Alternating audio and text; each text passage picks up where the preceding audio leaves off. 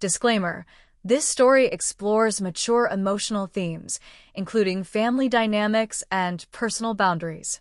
It does not contain explicit content, but viewer discretion is advised. It started with the storm. Not the metaphorical kind, though I suppose one of those was brewing too, but a literal, loud, wind-rattling, power-killing storm that dropped me and Evan into the kind of situation you never really plan for.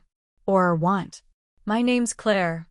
I'm 39, work in real estate, and live in the suburbs just outside Portland. My husband, Mark, travels a lot for work, consulting gigs that keep him in hotel rooms more than at home. It works for us. Or at least, it did. Evan is Mark's son from a previous marriage. He's 22. College junior, smart, quiet, polite in that slightly distant way that makes it hard to tell what he's really thinking. We don't have much in common, and we never really tried to fake it. I respected his space, he respected mine, and when he was home for breaks, we passed like ships. Polite, brief, minimal. That night, Mark was supposed to be flying back from a job in Denver. But the storm grounded flights across the region, and just like that, I was home alone with Evan. The power flickered once, then went out completely. By the time I found the backup lanterns in the basement, the wind was howling so hard the windows shuddered. It wasn't just a storm, it was the kind of night that makes you feel cut off from the rest of the world, even if you're technically still in it. We ended up in the living room, because it was the warmest part of the house. Candles. Blankets. That weird hum of silence that only exists when the power's gone. We talked more that night than we ever had. It started with harmless stuff, weather, school, work. Then it got deeper. Family. Expectations. Regrets. I started seeing sides of him I hadn't noticed before. Not inappropriate things, just unexpected ones. Insight. Frustration. Honesty. Things a 22-year-old doesn't usually say to a stepmother he barely knows. But that's what isolation does, doesn't it? It strips away the noise. He told me he felt like a ghost in his own house sometimes. That being between families, between childhood and adulthood, was like being on a raft no one built for you. And maybe I should have changed the subject, but I didn't. I told him I sometimes felt invisible too. That being married to someone who's always gone can be lonelier than being alone. Somewhere in that quiet, I think we both let our guards down. I don't mean anything happened. Nothing did. But there was a shift. A tension. Something unspoken that hummed under the surface. Then he said it. The last thing I ever expected to hear from him. He looked me dead in the eye, voice low but steady. No hesitation. Just the kind of statement that drops into a room and stops time. And I had no idea how to respond. Because what he said didn't just change that night. It changed everything. I stared at Evan, waiting for him to flinch, to laugh it off, to say he was joking. But he didn't. He just held my gaze, his face unreadable in the soft flicker of candlelight. I don't think he really sees you, he said. My dad, I mean. The words settled like ash. Not dangerous on their own, but heavy. Coated in meaning. I didn't respond right away. Couldn't. Because part of me wanted to reject what he'd said outright, call it inappropriate, unfair, wrong. But another part, the part that had spent the last few years slowly shrinking in the shadow of a marriage gone autopilot, that part couldn't ignore the sting of truth in his voice. Evan shifted slightly, his expression calm but searching. He wasn't baiting me. He wasn't trying to be cruel. If anything, he looked unsure, like he hadn't planned to say it, but now that it was out there, he couldn't take it back. Why would you say that? I finally asked. He shrugged, but it wasn't casual. I've been watching it for years. You wait for him. He doesn't even notice. The silence after that felt sharp. Outside, the storm pressed against the house like it wanted in. Inside, I felt completely exposed. Evan wasn't wrong. But hearing it from him, this young man who had always seemed distant, almost indifferent, made it real in a way I hadn't allowed myself to admit. I stood up and busied myself with the candle on the coffee table, pretending to adjust the wick, pretending I wasn't rattled. "It's not your place to say things like that," I said, softer than I meant to. "I know," he replied, "but I said it anyway." I should have shut the conversation down. I should have changed the subject or sent him to bed or made a joke to cut the tension. But instead, I sat back down. Because, as much as I didn't want to admit it, part of me was tired of pretending everything was fine. We didn't talk much after that.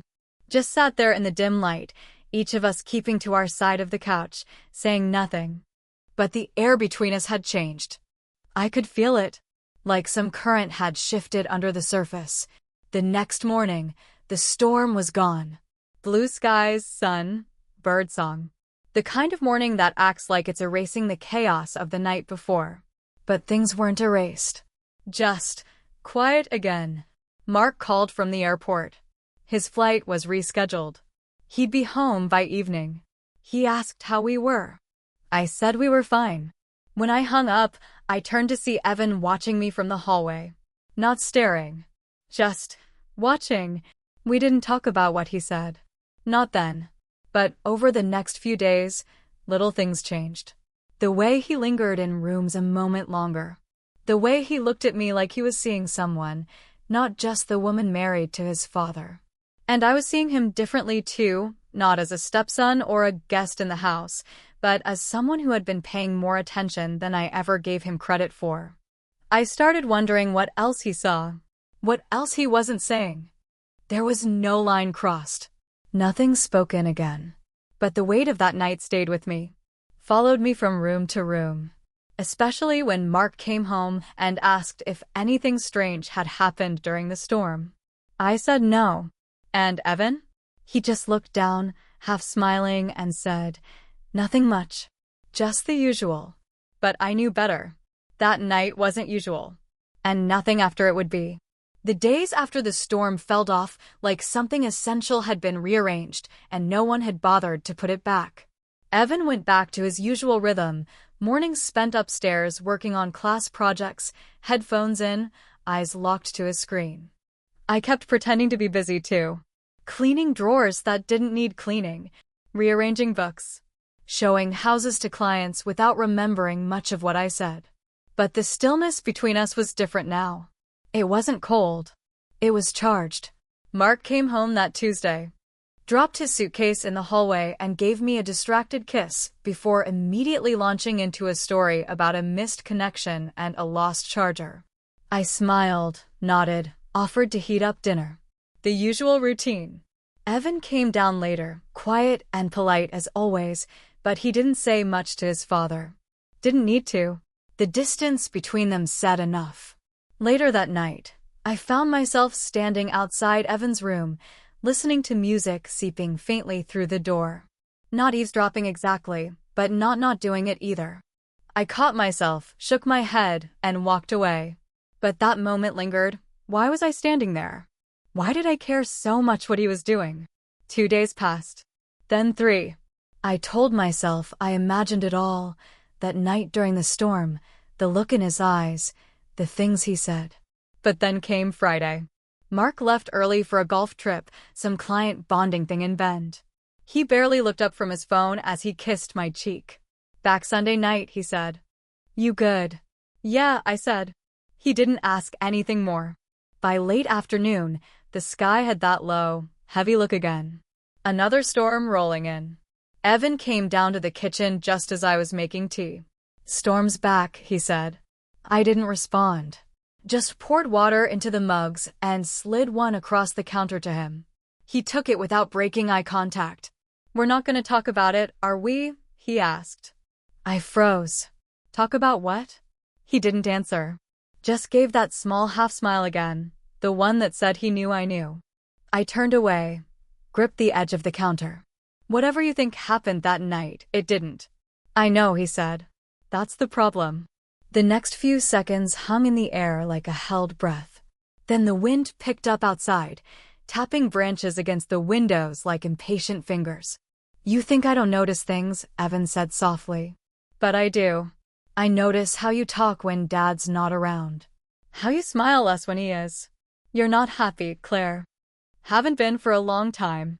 Stop, I said, sharper than I meant. You don't get to psychoanalyze me. You don't know what goes on in a marriage. I know what it looks like when someone's disappearing, he replied. And I've watched you disappear. I looked at him then, really looked. His expression wasn't smug. It wasn't flirtatious or inappropriate. It was worried, raw, human, and that scared me more than anything. Because deep down, I knew he wasn't entirely wrong. That night, as thunder rolled in the distance and rain began to fall, I found myself unable to sleep. I wandered into the living room and froze when I saw Evan already there, sitting on the couch, staring at the dark screen of the TV. I couldn't sleep, he said without looking at me. Me neither, I said. And just like that, we were back where it started, two people stuck in a house, with too much unsaid between them and nowhere to hide. Only this time, there was no storm to blame. Just us. The wind hammered the house like it was angry this time. Not just a passing front, something bigger, louder, shaking the old windows in their frames. It should have been comforting, familiar even, after the last storm. But this one felt different. Like it was building to something. Evan hadn't moved from the couch. He sat forward, elbows on his knees, hands clasped tight. His jaw was locked, eyes flicking occasionally toward the window, but not really seeing anything. You okay? I asked, stepping into the room. He nodded, but it wasn't convincing. You're shaking, I said. It's not the cold, he replied, and finally looked at me. I hesitated, still standing. I didn't know if I should sit. I didn't know what I should do anymore. My head had been buzzing since the last conversation, the weight of his words crashing in waves, even when he wasn't around. He stood suddenly, walking past me toward the kitchen. I followed out of instinct more than decision. He stopped at the counter, hands pressed flat on the surface. I wasn't supposed to care this much, he said. That wasn't the plan. I froze. What plan? He turned to face me. To just come home, ride out the summer, be polite, stay out of the way. But then, you started showing up. Not just physically. I mean you. You looked me in the eye. You actually listened. No one's done that in a long time. You're 22, I said. You're not supposed to need, that's not true, he snapped, then immediately softened. I'm not a kid, Claire. But that doesn't mean I don't feel things. I leaned back against the wall. The hum of the refrigerator felt too loud. The house felt too small. I could hear every drop of rain hitting the windows like static. You need to stop this, I said quietly. This isn't fair. To who? He asked. To everyone, I said. To your dad. To you. To me. Evan laughed bitterly, running a hand through his hair. He's never here. He's never been here. You're the one who's been holding it together, and I don't even think you realize how lonely you are. I do, I said, surprising both of us. I do realize. Every day. That silence again. Dense. Charged. You don't think I've tried? I continued, my voice rising. I've been loyal. I've waited. I've kept this house warm. I've buried how many birthdays, how many dinners, how many nights I sat alone and told myself it was fine because this is what commitment looks like. I'm not asking you to leave him, Evan said. I'm not asking you for anything. Then what are you doing? I asked, stepping closer now because I couldn't stand the distance. Why say any of this if you're not trying to start something? Because I already did, he said. I already started something the second I saw you hurting and let myself care. I didn't speak. Couldn't. My throat tightened, breath shallow. Part of me wanted to scream. Another part wanted to cry. And beneath all of that, buried so deep I could barely face it, was the smallest flicker of relief. That someone, anyone, had finally seen me. A flash of lightning lit the room for a split second. When it faded, everything felt heavier. And that's when the front door slammed. I turned, heart lurching, expecting wind. But it wasn't the storm. It was Mark. Soaked, silent, and standing just inside the doorway, staring at the two of us like he'd been standing there long enough. Flight got cancelled, he said. Then he looked straight at Evan. And everything stopped. Mark's voice was flat, but his eyes gave him away, wide, locked on Evan, on me, then back again. He wasn't just surprised. He was calculating, watching for cracks, for truths. Evan froze mid-breath, like his lungs had stopped working. I stepped back instinctively, unsure of where to stand, physically or emotionally. "You're early," I said, my voice barely holding steady. "Yeah," Mark said, his tone cool. "Flight got rerouted. Landed just before the storm. Thought I'd surprise you." None of us moved. The wind outside rattled the door again, this time with less force than the tension sitting between us. Mark dropped his soaked jacket on the floor, not caring that it left a wet trail. His eyes never left us. "So, what exactly did I walk in on?" "Nothing," I said quickly. Too quickly. I hated how it sounded. Thin. Unconvincing. He tilted his head slightly. "Right. Just a quiet Friday night, sharing tea. With my son." Evan stepped forward. "We were just talking." Mark snorted. "That right?" "Because I've seen a lot of talking in my life, and whatever that was, he gestured between us, didn't look like it." Silence again. This time worse. He wasn't yelling. He wasn't storming. He was too calm. And that was never a good sign with Mark. Then he turned his attention fully to Evan. "Funny thing. I've been wondering why you've been hanging around the house so much. Skipping plans. Taking fewer shifts at that bar job. Now I get it. You weren't just visiting. You were waiting." "Stop," I said sharply, stepping between them. "That's not what's happening." But it was too late. Mark's focus was locked in. Not on Evan. On me. "You think I don't see it?" he asked. "The way you light up when he walks in? The way you shrink when I come home? You've been gone for months, Claire." I just didn't want to admit it. "I've been here," I said. "I didn't mean for this to happen," Evan said quietly. "I wasn't trying to cross a line." "You did cross it," Mark said. "And so did she. And now I have to ask myself, what else haven't I seen?" Then it came. The twist I never saw coming. Mark pulled something from his pocket. A folded sheet of paper, already wet around the edges. He tossed it on the coffee table. "I wasn't just away for work this time," he said.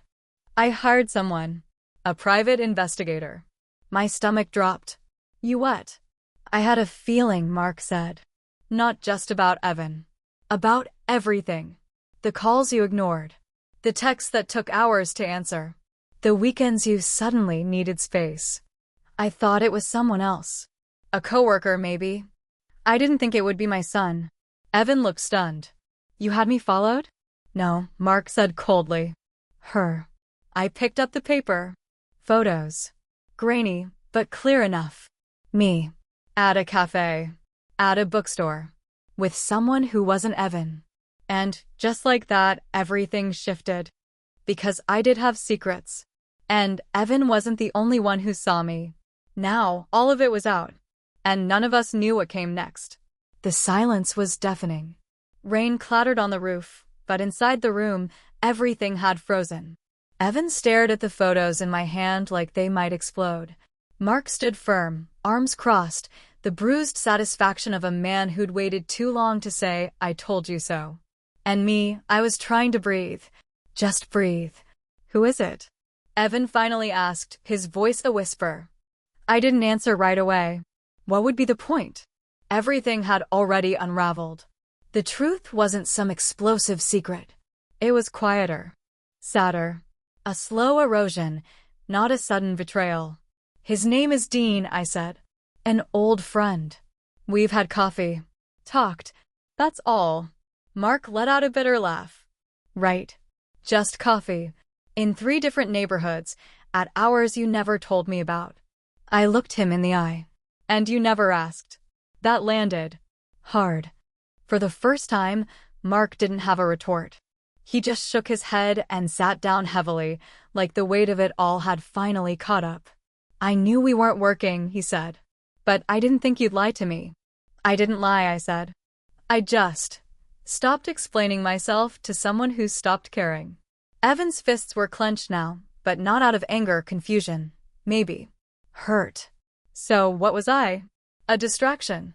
No, I said immediately, stepping closer. You were never a distraction. You were the only one who saw me. Really saw me. That night during the storm, it woke something up. I wasn't expecting it. I didn't ask for it. But it's the first time I felt real in a long time. Mark stood again, his tone softer now. So what happens next? You leave? You run off with some guy who knows how to order your favorite latte and quote poetry. I looked between the two of them, Mark, exhausted and angry, but not wrong. Evan, hurt and still young, too young to be dragged into a mess like this. I'm not running anywhere, I said. But I'm done pretending. We've all been pretending, and it ends here. Mark stared at me. So that's it? You're leaving me. I think I left a long time ago. I just didn't walk out the door. He nodded slowly, lips pressed tight, then picked up his coat. I'll go stay at a hotel tonight. He didn't wait for a response. The door slammed behind him, and the storm swallowed the sound. I turned to Evan, expecting more questions, more fallout. But he just looked tired. I don't know what to say, he said. You don't have to say anything, I replied. This was never supposed to happen. And now that it has, I don't want to ruin your life with it. He gave a half smile, but it didn't reach his eyes. I think all our lives were already cracked. Tonight, just put a light behind the glass. I reached for his hand. He let me take it, but didn't grip back. We should stop this before it gets any worse, I said. He nodded. But do you want to? I didn't answer. Because the truth was, I didn't know. Not yet.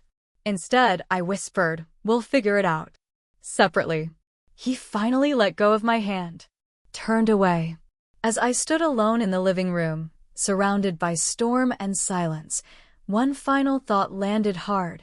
Seeing each other, really seeing, can be the beginning of something beautiful. Or it can be the thing that burns everything down. And maybe this time, it was both. A week passed. The storm was long gone, but the aftershocks lingered. The silence in the house wasn't from weather, it was from change. Everything had shifted, but not in the dramatic, explosive way you might expect. More like slow-moving plates beneath the surface. A quiet rearranging of everything we thought we knew. Mark didn't come back. He texted once to say he'd found a furnished rental across town and that he'd be sending divorce papers.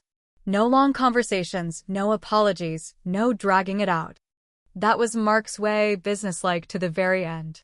Evan stayed just long enough to pack a bag and tell me goodbye. He stood in the doorway, not stepping out yet, not quite ready. I'm heading to Colorado. My friend out there has an extra room. I think I need space to figure myself out. Away from everything. I nodded, though my chest tightened. That's probably a good idea. I don't regret anything, he said. Even if it was messy. You helped me see what I was trying to avoid. And you helped me feel something again, I replied. That's not nothing. He smiled, this time, for real. We were never supposed to last, were we? Maybe not, I said. But that doesn't mean it wasn't real. And with that, he left. No dramatic goodbye. No promises to stay in touch. Just two people who crossed paths at the exact wrong and maybe right moment in their lives. The house was mine now. Quiet, but not heavy. I started opening the windows. Rearranged furniture. Donated half the things we'd collected over the years. I didn't want the space to look like a life I was no longer living. I went back to the cafe where Dean and I used to talk. I told him everything.